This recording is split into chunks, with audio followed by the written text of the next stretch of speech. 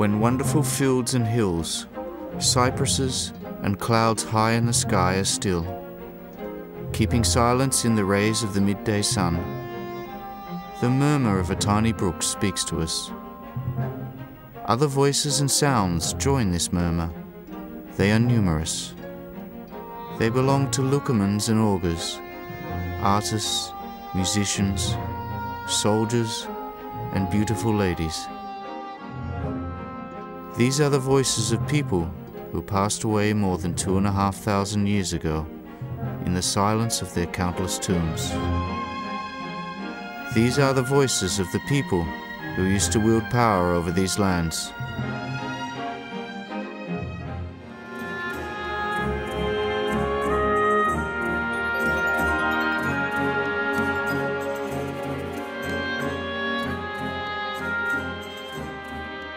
We are Etruscans, children of a mysterious tribe.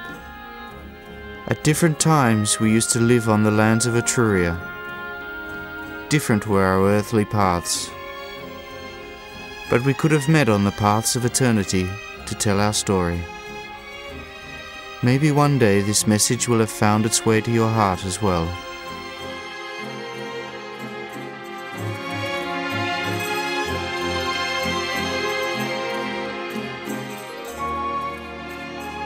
Etruscans, Pilgrims in Eternity.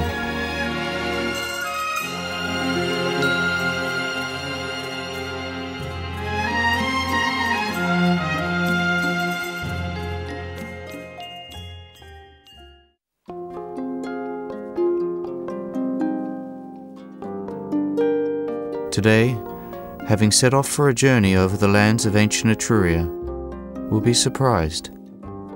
So few remains of the Etruscan civilization are left. Uninhabited and lonely are their roads, bearing silent witness to a long-gone life. Nowadays they lead to nowhere, to cities that have passed away forever, cities which cannot be brought back to life. Time has destroyed Etruscan temples made of wood, leaving us only with stone basements. Marvelous terracotta sculptures have turned to dust. As a result, in museums today we'll find only fragments of a profound and beautiful world created by master hands of Etruscan painters and sculptors. The Etruscan language has been forgotten. Scriptures have been lost. Now we can only read restrained words of sepulchral dedications encrypted on sarcophagi. But we are left with the tombs of Etruscans, which used to be full of treasures. We can still see majestic ruins of towns of the dead, carved of travertine in rocks. We can explore mysterious caves descending into the depths of the earth.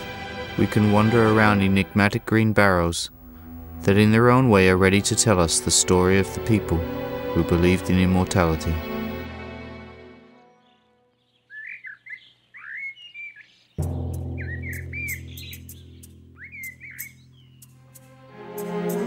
Chapter 1. Mysterious Children of Etruria.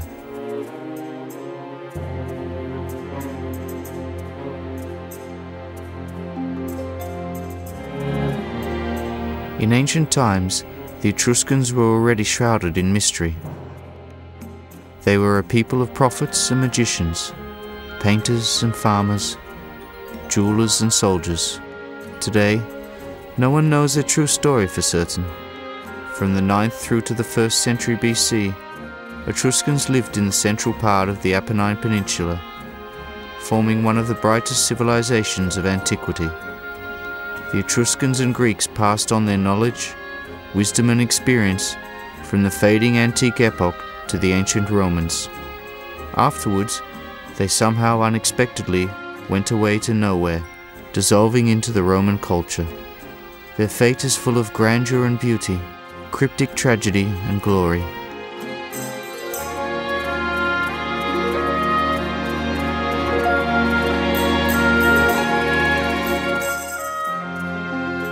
The The Etruscan period of wealth and prosperity was mainly related to the extraction of minerals, for which this land used to be famous. The most important minerals were the largest iron ore deposits on Elba Island.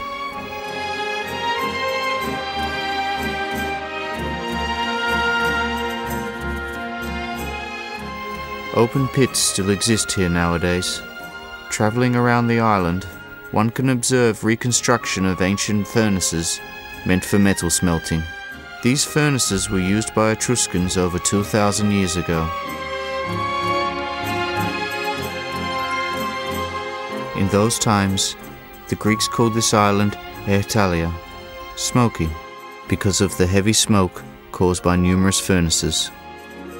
Ships which used to pass by faced a miraculous sight, an island densely covered with red lights.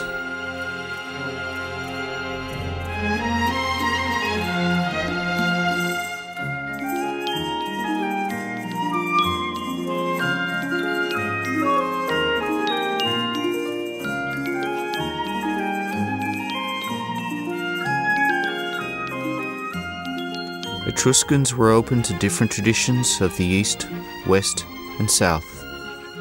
Their culture contains traces of Greek, Egyptian, Celtic, and Phoenician influence. Etruscan masters used to create perfect items. Their ceramics, metal, and gold work were highly appreciated all over the Mediterranean coast.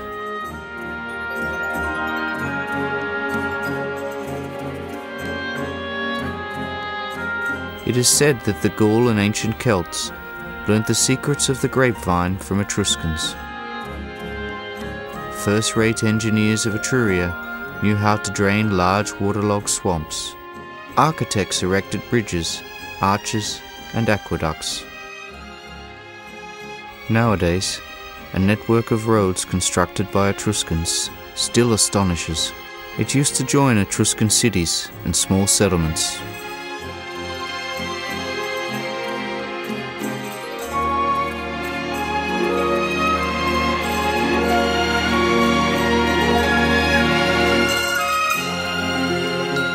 The 6th century BC was the flourishing peak of Etruscan culture and its city-states.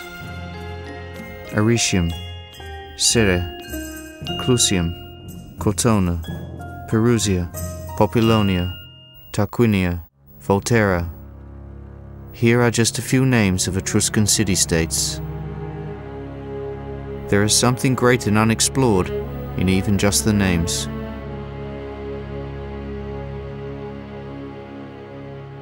There were 12 of them, the most important city-states of Etruria. They were a mystic union of cities, the heart of Etruria. Every year the city heads, locomons, came together for the Supreme Council in order to solve Etruria's most important issues. The Roman sources state that locomons were concurrently rulers and magicians.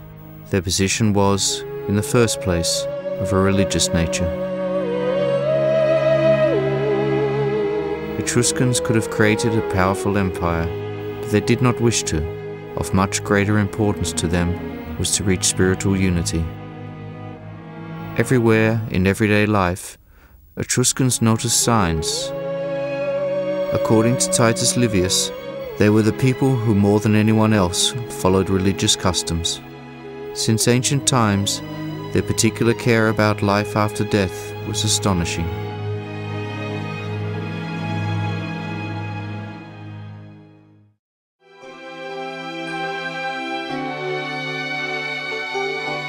Chapter 2. In Search of Immortality.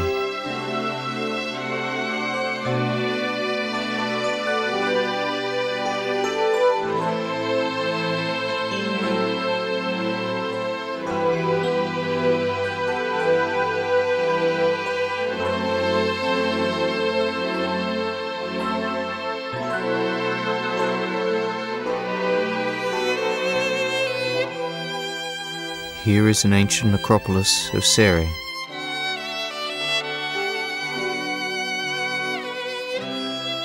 Here one can feel an extraordinary peacefulness. A special quietness and beauty fills the air in this secluded spot.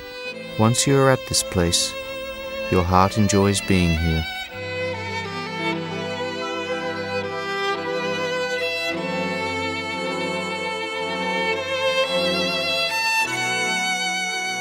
For 3,000 years, soft silence has been embracing these huge hills covered with grass, with antique stonework at the foothills.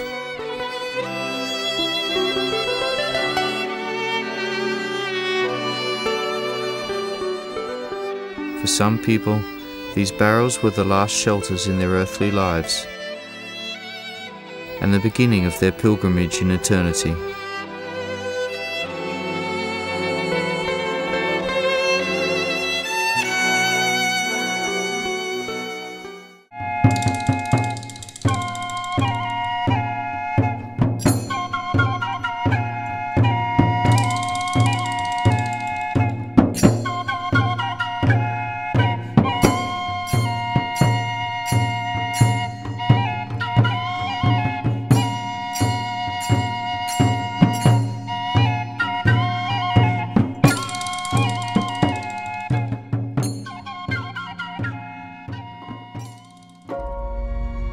When he died, it seemed as if he had just fallen asleep.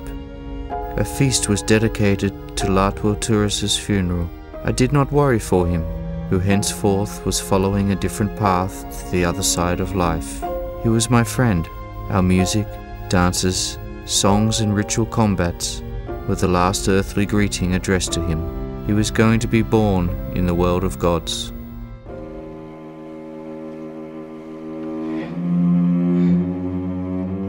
Etruscans believed that after death, the soul continues its pilgrimage, but in a different world.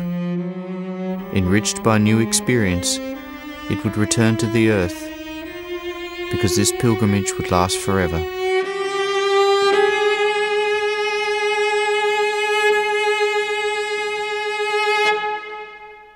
Here are frescoes of Tarquini's tomb. It seems as if now we can still smell the scents of victuals.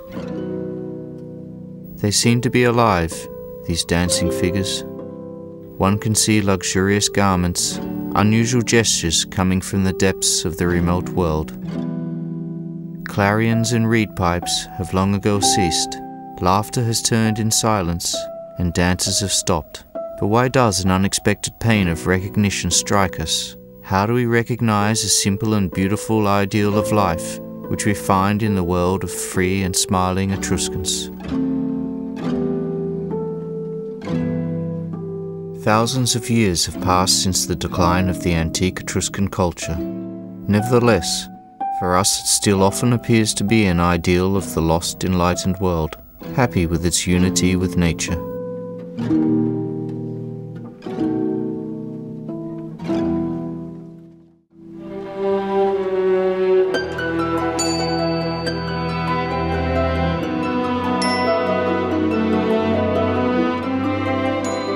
These are ancient burial mounds in Tarquini.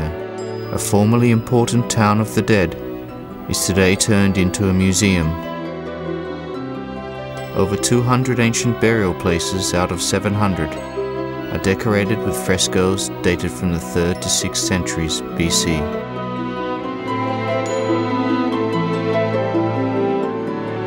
Etruscan and Greek artists worked here together. There were many of them in Tarquini. Once a Greek named Emerad founded here an artistic workshop. He had many apprentices. They knew how to decorate vases, to cover walls of burial vaults with frescoes. Did they ever think of the fact that they were creating works of art which would last for centuries? That their frescoes would tell the story of their people?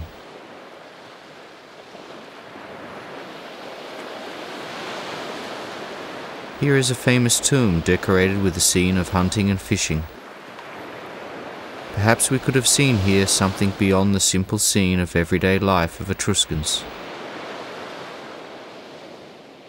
The sea is the symbol of life and new birth.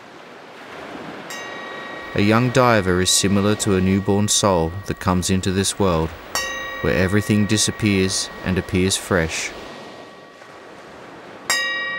just like these wonderful dolphins. They are the symbol of the visible and invisible voyage through the waves of eternity. Fishermen in the boat symbolize sages. Their boat has an all-seeing eye. They would be able to lead you through waves and elements of this world to the other coast, to the coast of knowledge and truth.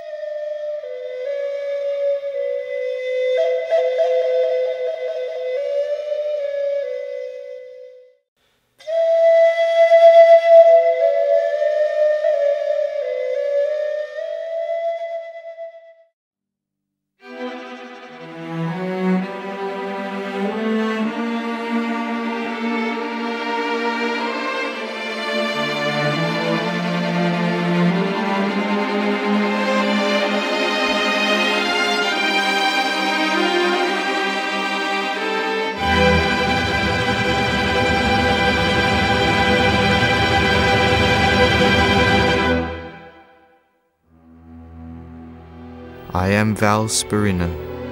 I come from Volterra. Many of these alabaster sarcophagi have been made in my workshop.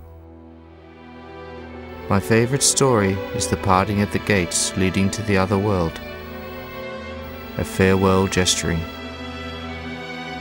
These are Lhasa. They are winged beings who accompany the soul into the other world. Without these creatures, the soul cannot continue its way beyond the border of life. These beings also record chronicles of each of us, so that later on, in view of the Supreme Judge, they can speak out about our vices and virtues. A day will come when my apprentices carve of alabaster the same scene for me.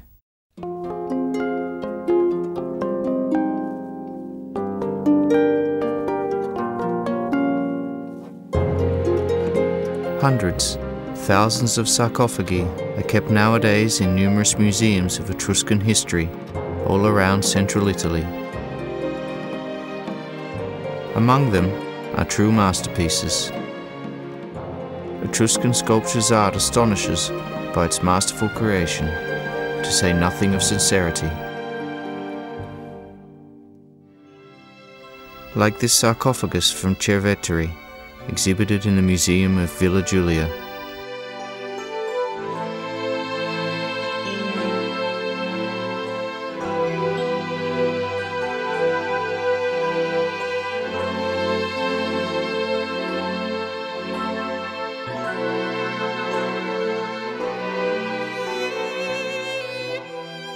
You can see an expression of peace and serenity on the faces of the married couple.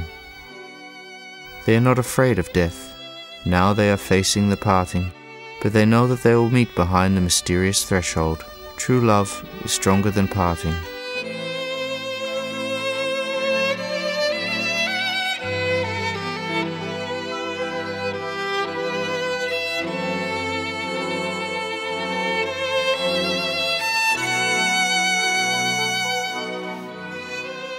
You are the light bringing life, your exalted eyes in the scent of spring.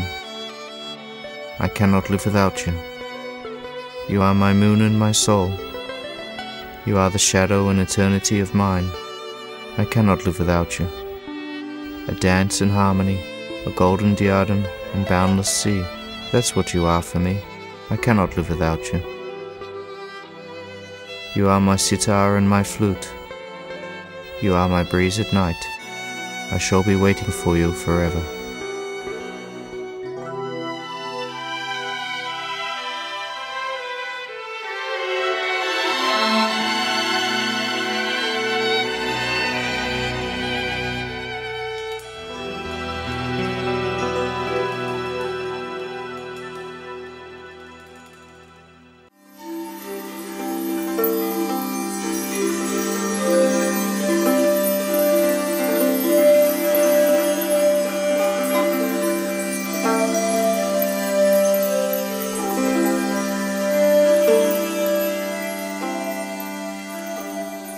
Like many other ancient peoples, Etruscans were highly sensitive to magic and beauty.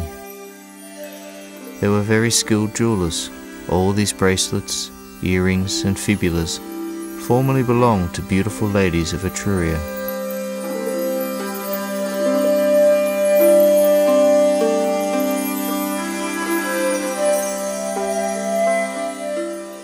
Due to ancient historians, we know that almost all noble Etruscan women had good command of art, of divination and magic, had profound knowledge of mathematics and medicine.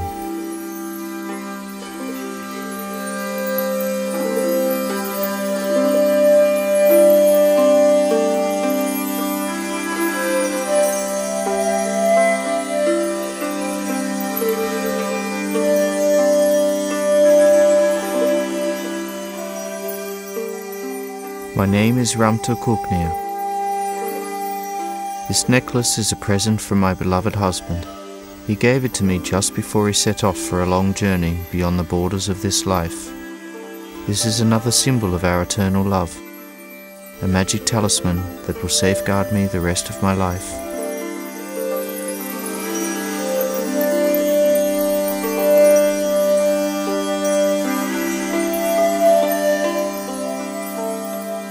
Eight centuries were given to the Etruscan civilization by gods, time, and destiny. At least this is what pagan priests and an ancient oracle stated. There was hardly any civilization among ancient ones who could compete with the Etruscans in the art of future prediction.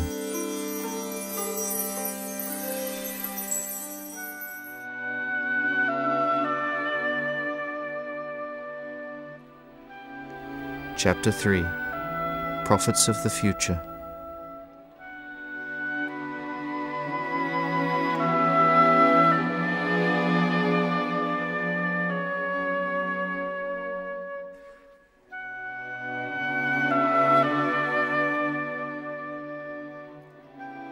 These ruins of an Etruscan temple, and those of a Roman one, constructed later on at the same place, remain in Fiesole, near Florence. Two altars, Roman and a small Etruscan one, are situated in front of the entrance to the temple.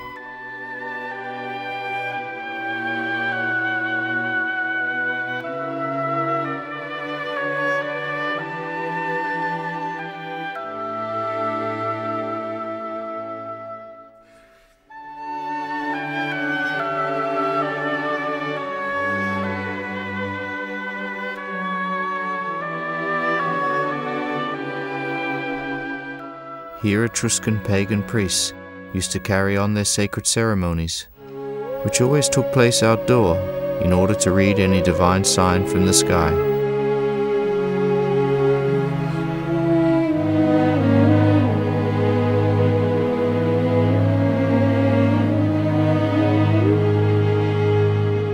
Redoubtable, furious and invincible Lord, ruler of lightning, Father of all existent, please be gracious towards all of us. Give us a chance to end our lives in dignity. Etruscan gods are invisible and omnipresent. In holy groves, caves, or sacred springs, they are given prayers and thanks at night. Prayers are given to Tanaya, the Thunderer, similar to the Greek head of Olympus, Zeus, the keeper of laws and justice. Wise Minerva, the patroness of fishermen, artists, and healers.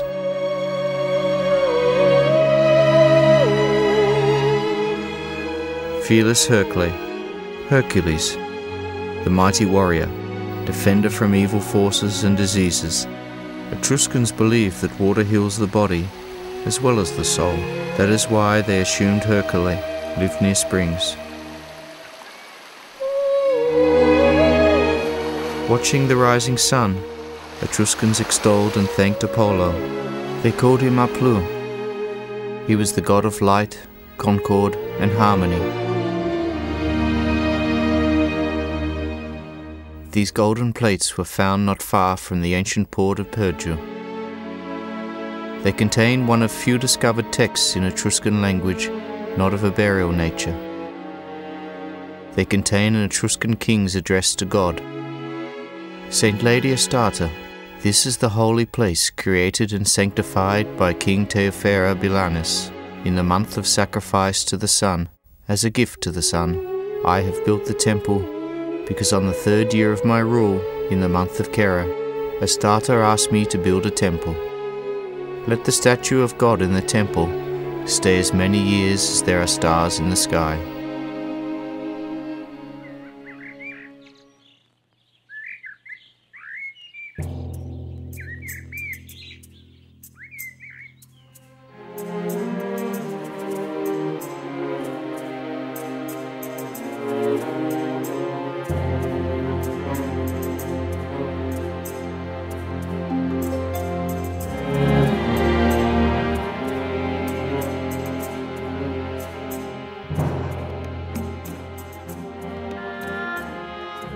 Etruscans deemed gods in the first place, while they themselves tried to respectfully guess God's will. These were bright and sunny days of ancient Etruria, says the English writer Hamilton Gray in her book, when Tag taught people to forecast the future by the flap of an eagle's wing.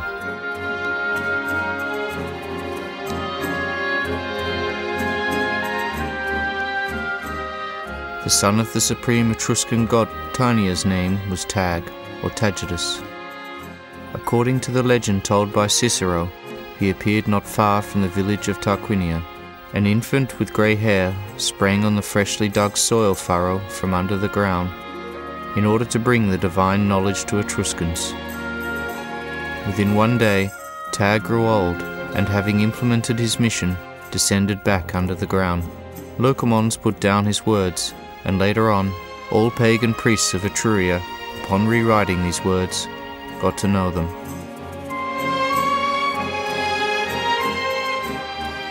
These were the scriptures of the Etruscans.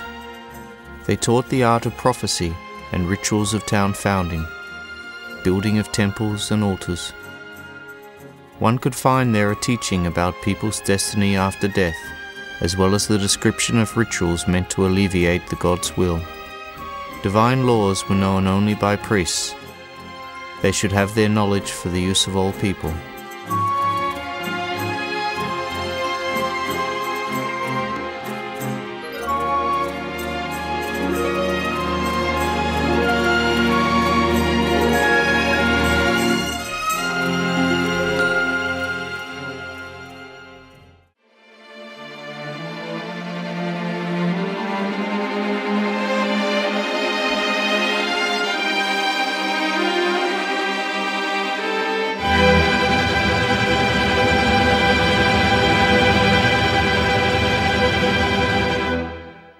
I am La Filius. That was great knowledge given to us by gods. I forecast the future following the divine stroke of Tania in the sky. I was able to rule thunder, give rise to a flash of lightning, or safeguard from it.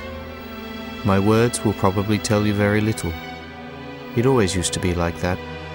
What one perceives as the precious piece of wisdom might just be a beautiful nonsense for another. In your times, a holy science has long been forgotten. It will take a lot of efforts to reveal its mysteries once again.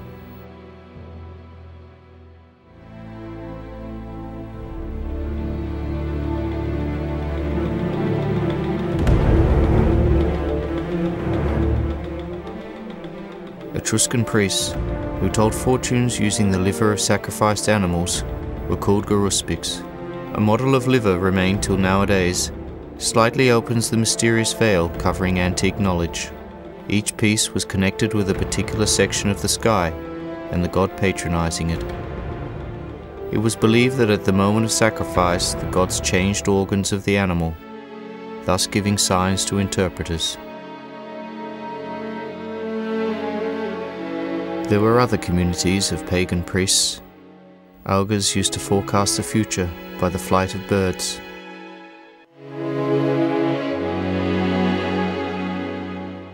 Flemings used to read the will of gods by flashes of lightning during a thunderstorm. Every tiny detail, such as the colour of lightning, the place where it appeared in the sky, where it struck, the time at which it was noticed, everything had its own meaning. There is a difference between Etruscans and Romans, philosopher Seneca, the tutor of the Roman Emperor Neron, used to say. We believe that lightning is a consequence of atmospheric thickening, while they believe that the atmosphere is getting thick in order to cause lightning. Every item or notion for them is of a divine origin. They believe that events happen in order to bring messages from gods, rather than believe that events have their meaning just because they have happened. In Tarquini, at times of flourishing and glory, there were 60 priests whose words were considered law by Etruscans. Here once took place the story which determined the fate of Etruscan civilization.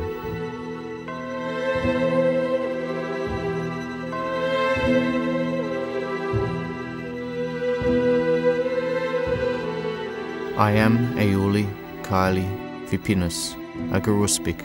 I remember the day when Romulus's messengers came to us in Tarquinia. They came to ask us to help them in founding a new city in compliance with all the rules of holy science. Romulus knew that such approach would guarantee prosperity to the city over many forthcoming years, while we knew that the grandeur of Rome would soon overshadow the glory of Etruscan cities. Nevertheless, we didn't refuse Romulus. This knowledge didn't belong to us. It was trusted to us by the gods, so we could not refuse the one who was openly searching for divine patronage.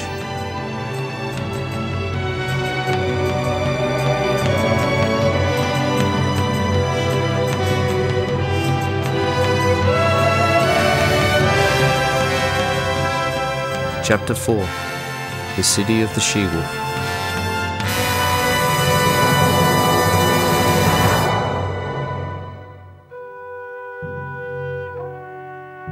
Ancient Rome was founded in 753 BC by the legendary Romulus. Many centuries that followed after the setting of the great city, Romans erected all settlements, be it a town or an army camp, according to the rules of the holy science of Etruscans, i.e. aligned with parts of the world having a perpendicular axis, Cardo and Decumanus, that cross the settlement from north to south and from east to west. Etruscan kings, who ruled Rome since 616 BC for about 100 years until 506 BC, did a lot for the city. They were Luci Tarquin Prisc, Servi Tullia, and Tarquin the Proud. Before they came into power, Rome was comprised of several small settlements on the bank of the Tiber. Nothing indicated its future grandeur. At the place of the future forum, there were marshes. Unpaved streets led to the modest palace of the sovereign of Rome. Less than a few decades passed before everything changed.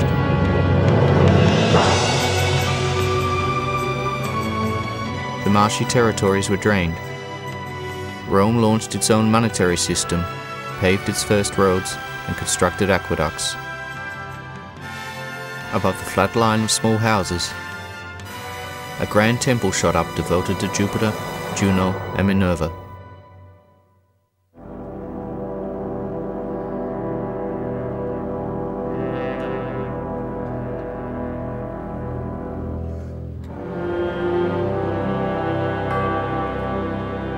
Periods of war and peace many times alternated in Etruscan Roman history.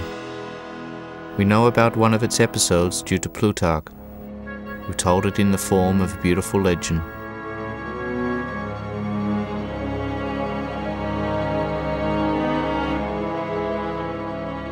Janiculus, 507 BC. They were about to win. Etruscan troops led by the king of Clusium, Lard Porsena, stood on the hill of Janiculus. They came here to restore the legitimate power of the Etruscan ruler of Rome, Tarquin the Proud, who had been banished from the city. The settled Romans suffered from hunger, but didn't want to surrender. Plutarch writes about a young Roman man called Guy Muzzi. At night, he secretly penetrated the enemy camp, aiming to kill the Etruscan king. The brave young man was caught and exposed to torture by fire. The Roman didn't express any sign of fear. He put his own right hand into the fire and kept it there till it turned into charred bone. The Etruscan king was amazed. He let the brave Guy Muzzia go, presenting him with the king's sword and raising the siege from the city.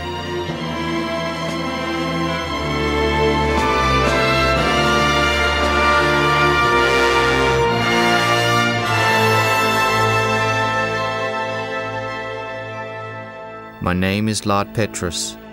In those days I was in Porsena's troops, We all felt disappointed at Porsena's order to leave Janiculus. I understood that he made his decision in compliance with what was his sense of honor. He left our camp with stores of foodstuffs on the hill. He left it all for the starving Romans as a sign of respect. I have learnt Porsena's lesson: stay generous at any time, under any circumstances, value courage and valor, regardless of who expresses them, your friend or your enemy. That was the very beginning of a military confrontation between ancient Etruria and Rome that lasted for many centuries. At that time, nobody knew how it would eventually end. The Etruscans were stronger and wiser then, as their history had started long before the Eternal City was founded.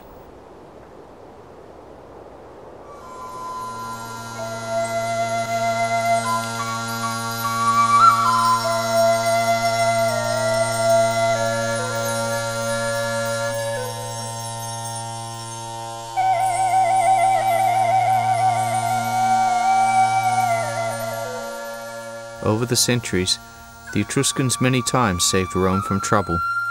In the Roman history, written by Titus Livius, we read about the plague which struck the Eternal City in the 4th century BC. Searching for rescue, the Romans asked the Etruscans for help.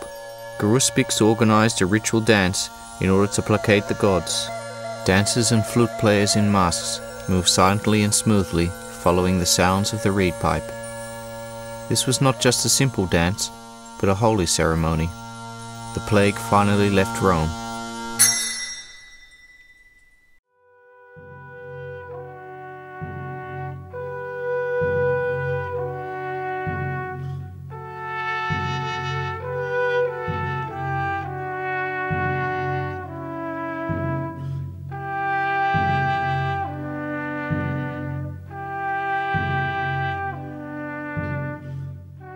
Etruscan pagan priests taught Romans to communicate with the gods and understand their will.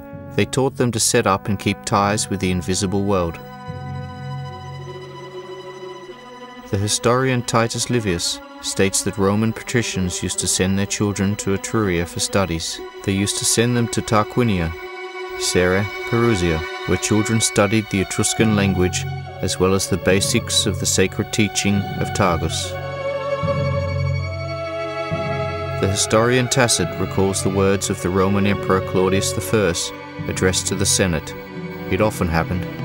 As soon as times difficult for the state came, Garuspics were invited into Rome. With them, ancient ceremonies as well as the faith revived.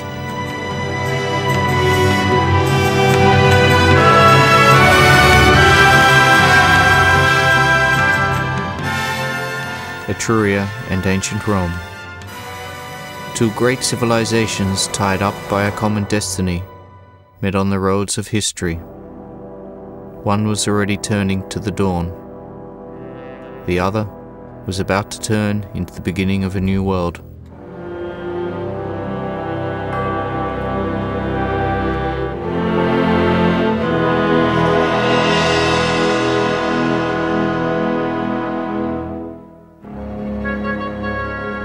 Veio, the year 485 BC. My name is Aunt Magni. We were too naive as if we were children. We were witnesses of the growing power of Rome, but we could hardly imagine that one day all the might of the Roman legions would fall onto our heads. No more than 22 years would pass since the siege of the Eternal City by the Etruscan king Porsena, when the Roman legions set off for the conquest of their ancient neighbours. Veio was the first on their way, the stronghold of southern Etruria. It was the closest Etruscan settlement to Rome. The long-lasting arguments about the salt mines belonging to the city had not ceased over the centuries. Veio went through 14 wars against Rome before it surrendered in the unequal struggle.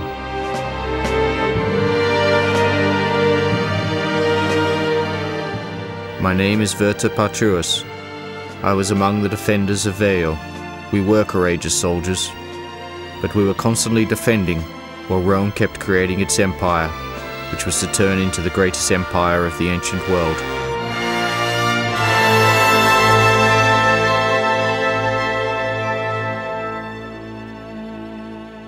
Veio applied for help to the Union of 12 cities, but they refused to help. We didn't manage to understand that our strength was in unity.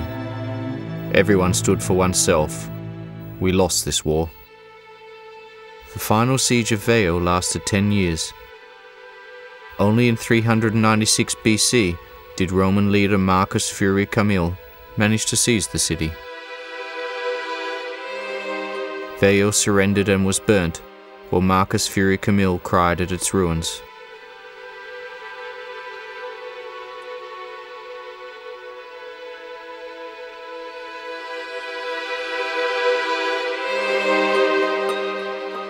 Chapter 5. Breath of War.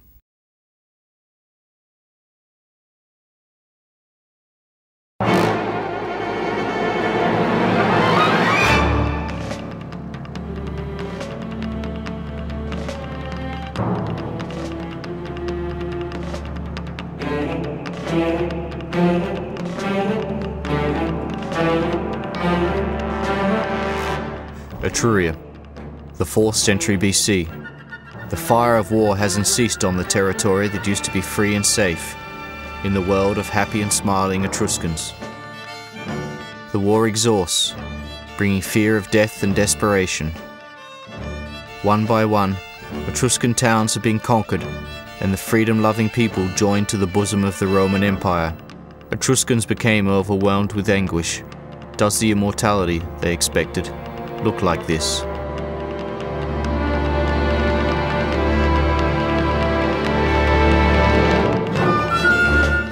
We were suppressed by fear. We thought that the gods and destiny directed flashes of lightning at us as punishment. But no, we ourselves caused these flashes of lightning.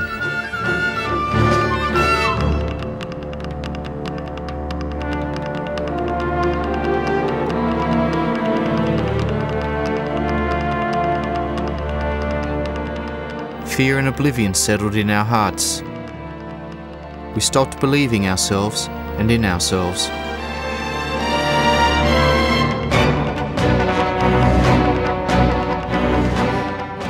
Perception of the rapidly approaching end suddenly deprived the Etruscans of their natural optimism, of the profound trust in the laws of destiny. The fear of time's transience pulled them down, undermining the basic belief that life will last forever beyond the lines of death, that one day they would turn into gods.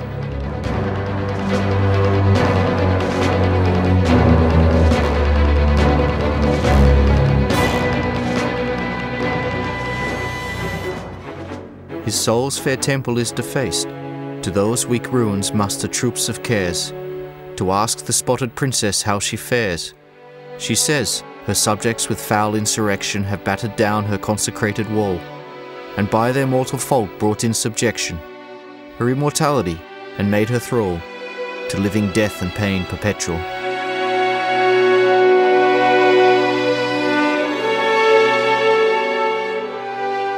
Step by step, the Romans penetrated Etruscan territories. Note plates containing details of war triumphs depicted on Capitol Hill show the impressive rhythm of battle victories. The Etruscans kept courageously fighting. They still believed that the gods would give them the strength to win. Vases and sarcophagi of those days were mainly decorated with Greek scenes, especially from the myth about the conquest of Troy. Etruscans wanted to follow the example of Greek heroes like Achilles, Aias, and Odysseus, wanted to mysteriously gain their strength, courage, firmness, and finally win. They wanted to win the way the Greeks had managed to win the Battle of Troy. Etruscans imagined themselves triumphant Greeks. A great myth was about to become reality. But alas, this time the role of Troy on the arena of history was prepared for Etruria.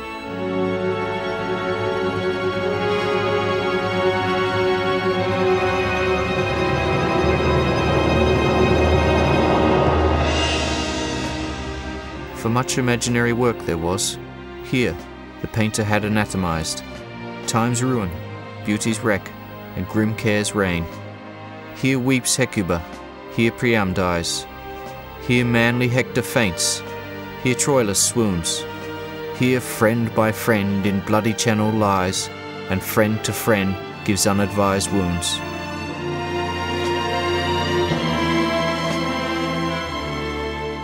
The last Etruscan town to surrender in 41 BC was Perusia. Surrounded by Roman troops, it was burnt in a fire lighted by its citizens, who didn't want their houses to be destroyed by the Romans. Thus, ancient prophecy turned into reality. 8 centuries after its birth, Etruria came to an end, but its light didn't.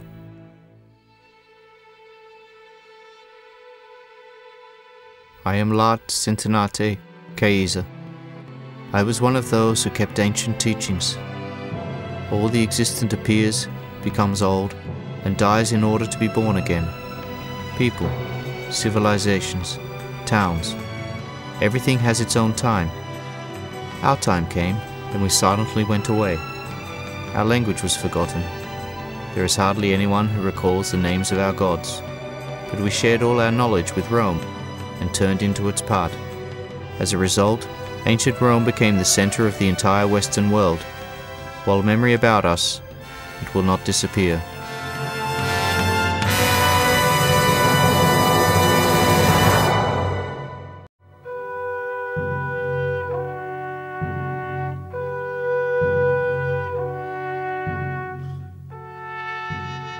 Several centuries later, when in the 5th century AD, Roman civilization itself fell victim to the onslaught of barbarians and Europe sank into the Dark Ages, the Etruscans were forgotten. For more than 1,000 years, this wonderful land kept the secrets of the Etruscans in order to uncover them again and astonish the people of completely different times and epochs.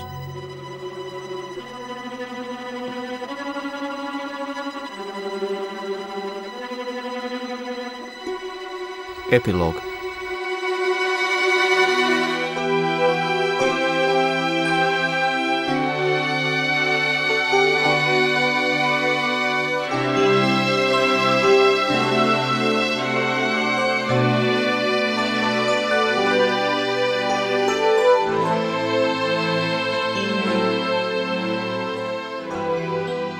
Perhaps you are interested not only in our fragments, helmets, and frescoes. Probably you are interested in our search for answers to the questions about the mysteries of the existent, about the sense of life and death. Who knows? Your questions might just be the same.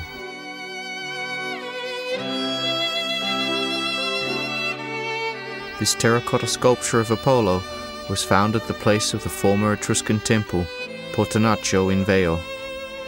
It is dated more than 2,500 years. It is said, when in 1916, an archaeologist, Giulio Giglioli, first released the head and shoulders of the wonderful statue from the sand, he couldn't help but kiss it, being unable to keep the feelings that overwhelmed him. The Etruscan soul, naive, simple, ironic, is smiling through the lips of a mysterious god. We look at the statue, trying to imagine the Etruscan master. His chisel managed to make the stone smile. No doubts, the master himself knew how to smile.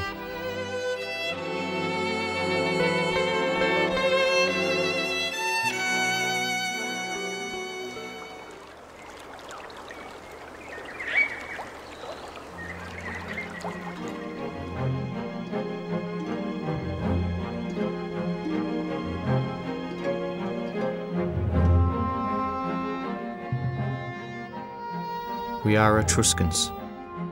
We have left these traces, probably for our own selves in the future, when we will come to the earth thousands of years later. We have left these traces in order to remember everything we used to know.